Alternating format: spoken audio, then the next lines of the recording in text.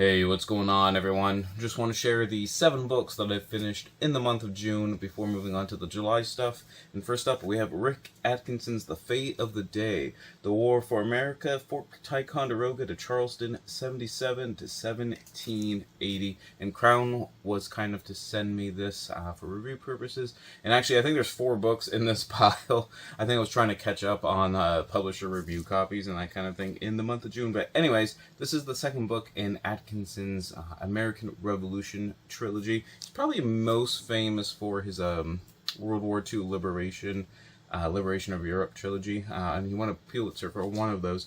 But anyways, I finished the first one earlier this year just to kind of prepare for this one, and I've never really read a whole lot on the American Revolution, but I'm not gonna lie, his writing style, like I said, it's probably comparable to like Eric Larson's in that he uses a lot of primary sources interspersed throughout the chapters and that kind of thing, but you definitely feel like you're reading more of like kind of a narrative story and that kind of thing. I like how there's lots of different perspectives. Like in this book in particular, we get a couple of little vignettes over to like Benjamin Franklin out in France and Europe doing stuff and everything like that. But it's not always just bogged down with military stuff. You kind of get the military history, but you also kind of get like the political backdoor stuff kind of going on. What's kind of going on, like all the different places throughout the individual states and stuff at this point in time. You also get a lot of the British perspective on a lot of things, which is pretty interesting. So, like I said, after reading these 2 books, I've already picked up one more book on the American Revolution, kind of like a global perspective and that kind of thing. Thoroughly enjoy it. If you like American history, you need to pick this one up for sure. Next up, we have Submersed, Wonder, Obsession, and Murder in the World of Amateur Submarines by Matthew Frank, and Pantheon reached out to me for this one. And I've been trying to read a little bit more journalism stuff and that kind of thing. And this is probably, I want to say this is my first like true crime type style book. But yeah, it's all about the author kind of interviews and studies the subculture of amateur submariners. So people who build their own submarines and practice in them and use them and stuff and that sort of stuff, like all over the world. And it takes, you find out as you're kind of reading, it takes a certain kind of character, I guess we'll put it that way, to be a person that kind of builds a homemade submarine and, you know, has the courage and fortitude to actually utilize it and stuff. But the kind of the main thread throughout this book is the innovator of Peter Madsen, a scientist who kind of created his own submarine and that kind of thing. But unfortunately, either snapped, though he had a lot of weird stuff kind of going on, brutally murders Kim Wall, who was another investigative journalist, while she was on his submarine, like working on a story and that kind of thing, and kind of how he tried to cover it up and what happened to him in his trial and all that kind of stuff. I'm not gonna lie, I don't know if true crime is just maybe not my thing. Like he's not like graphic per se or anything like that. I don't know. I just feel I don't even know how to describe it. Like I said, I think I got to read a couple other ones to like formulate like a better, I guess, opinion of that kind of genre. But like I said, he does interview loads of people and highlights like, you know, their like little Reddit and Facebook group posts and stuff like that to show how just kind of off the wall sometimes they are and whatnot. But yeah, very eye-opening on just like how deep the rabbit hole can go on some of these like kind of niche topics. And the Crown also sent me a couple other books. This one right here, when I used to work in social work, I had clients that fit this to a T, and this book is There's No Place for Us Working and Homeless in America by Brian Goldstone. And this was just a terrific piece of like investigative journalism. Atlanta is the case study, and he has 5 different families that he kind of reconstructs their history over the past several years on how they ended up being homeless, while at least one or sometimes both parents were working, and like kind of what the circumstances that led to that. And when some people don't realize, like when some people say paycheck to paycheck, they literally mean paycheck to paycheck, and like one little obstacle, and if there's no support system kind of there to help them out in that one situation, things can spiral out of control really fast. And it does show, this book does a good job showing how a lot of government, municipalities, and stuff like that, and organizations try to sweep this under the rug, find ways to reinterpret the numbers. For example, a lot of municipalities and cities and stuff don't count. What are those hotels called? Geez, I just read the book.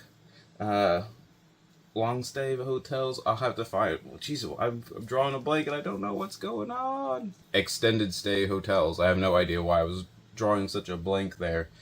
Anyways, it was just showing how different, like I said, different organizations and like city districts and stuff will not count extended stay hotels or living out of your vehicle, something like that, as being homeless. They only will count literally on the streets or in a shelter. Whereas like, schools and stuff obviously count those things as being homeless just because it's such a distraction and an obstacle towards like learning and whatnot. But also shows, this book definitely shows how some support structures are just like not in place in some states. Like Georgia just sounds terrible, I'm not gonna lie, as far as like tenant laws and stuff like that. Just seems pretty awful, and how there needs to be a lot of reform in some areas such as that. So like I said, just trying to get rid of the stigma of everyone that's homeless is they made a bad choice, or they're drug addicts, or they don't want to work, stuff like that. It kind of puts a kind of lid on that and shows you, no, like look what happened. Like these people, they're working, something happened, boom, it's over. So anyways, very depressing but enlightening. I think everyone should read it. Let's see, and then the last one for review stuff, sent by Crown, was Lone Wolf: Walking the Line Between Civilization and Wildness by Adam Weymouth. And I read his, was it Kings of the Yukon? About him like going down the river for the salmon runs up in northern Canada and Alaska, which I enjoyed. This one is the author following in the footsteps of a geotracked wolf throughout Eastern Europe down through Italy. So it goes through Slovenia, Austria, Italy, maybe a couple other countries I'm just forgetting about and stuff, and how he meets different people and different organizations along the way. And there's kind of a parallel at the same time of you have the wildness kind of bordering up against civilization with the wolf slouch and kind of the wolf populations, and how extra government entities are trying to allow stuff like that to happen, and how there's a parallel with that kind of thing with like immigration and stuff from farther east also trying to encroach on civilization in the West and whatnot. So you get a lot of what I did find interesting is pretty much everyone he encountered was actually like pretty nice. Was super welcoming, let them into their house, and he would like eat dinner with them and visit, and do the cool kind of vagabond traveling kind of thing. But how many different perspectives all these people kind of gave, and how I guess misguided some seem to be, but also just sort of some of the fears and stuff have been proven to not really exist. For example, just kind of like the income loss of wolves eating sheep and stuff, and how negligible that is in the long run, especially when 90% of the time it'll be reimbursed by some kind of entity, whether it's the government or like I said, kind of an extra national organization and stuff like that. But it was really interesting kind of learning about these like little like vignettes of like weird festivals and cultural practices, like some of these like Eastern European and even like Northern Italy, some of these like little villages like had and stuff. I thought it was really good. Like I said, it's kind of a weird blend of like contemporary politics with a little bit of nature writing and like travel writing, like all mixed together. I somehow worked, and I really enjoyed it.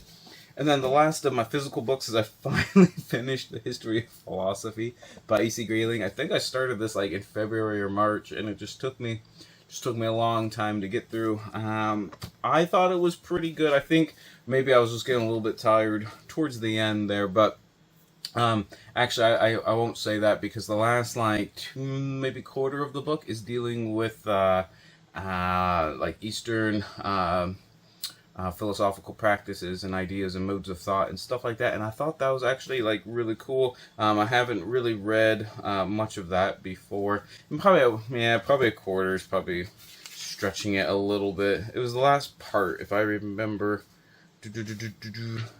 Yeah, I guess it was probably only more like 10 or 15% tops, but like I said, I did kind of enjoy that. I wish the continental philosophy section was a little bit bigger. It's definitely dwarfed by the when you're dealing with the last like 150 years or whatever. The analytic side of things definitely got much more like kind of in-depth treatment and whatnot. But there was also a really, really nice introductory section on like ancient philosophy, and that one was actually probably like a quarter of the book for sure. So I don't know. I'm glad that I read it. I'm not 100% sure who the target audience actually for this is, to be honest.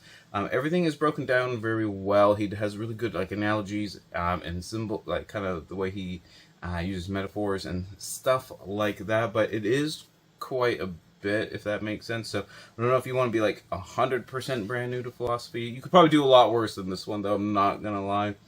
But I think this is definitely more for people on the historical side of things rather than the history of philosophy side. I don't know, that probably didn't make a whole lot of sense. But anyways, I am glad that I read it. And then I finished 2 audiobooks.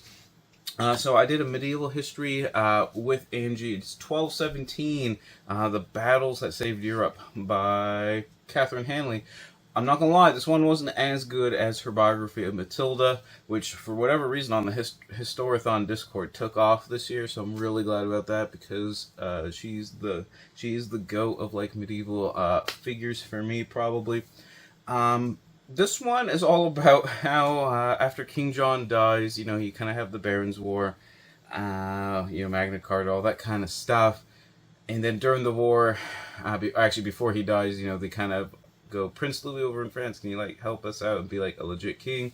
Then King John dies, and then it's like kind of awkward. We're like, well, we don't really need you anymore, but he's like already there. And then you have a couple battles and stuff. Like I said, there just wasn't as much oomph of something. I don't know what it was. It was it just felt very standard, like a very standard history. So if you wanted to learn, like, it's good for me because I didn't know anything about half these battles, like the Battle of Sandwich.